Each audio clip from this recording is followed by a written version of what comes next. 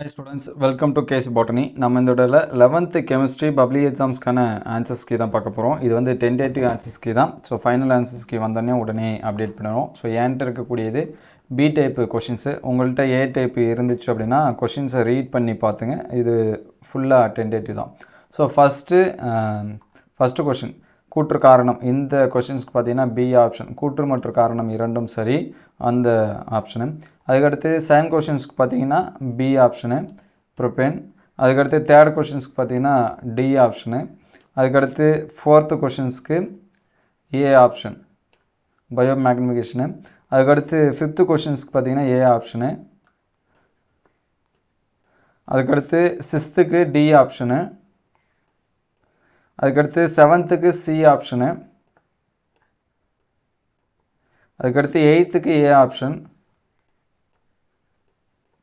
அதுக்கடுத்து நைன்த்துக்கு C option.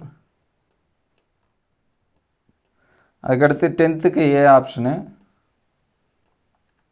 அதுக்கடுத்து 11th B option.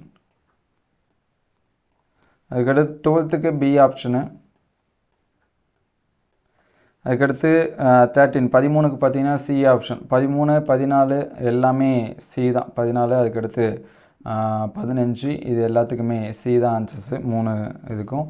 So questions நிறைய பேர் வந்து டஃப்பாக தான் இருக்குது அப்படின்னு சொல்லியிருந்தாங்க. ஈவன் ஸ்டாஃப்மே பார்த்தீங்கன்னா ஒரு சில கொஷின்ஸ் வந்து ரொம்ப டஃப்பாக இருந்துச்சு, ஒரு சிலதுன்னு சொல்ல முடியாது, ஒரு 50% வந்து டஃப்பாக இருந்துச்சு அப்படின்னு சொல்லியிருக்காங்க. ஸோ உங்களுக்கு கொஷின்ஸ் வந்து எந்த அளவுக்கு ஈஸியாக இருந்துச்சா அல்லது டஃப்பாக இருந்துச்சா அப்படிங்கிறத கமெண்ட் பண்ணுங்கள். ஸோ நீங்கள் எவ்வளோ மார்க்ஸ் வந்து ஸ்கோர் பண்ணுவீங்கன்னு நினைக்கிறீங்க அப்படிங்கிறதையும் கமெண்ட் பண்ணுங்கள்.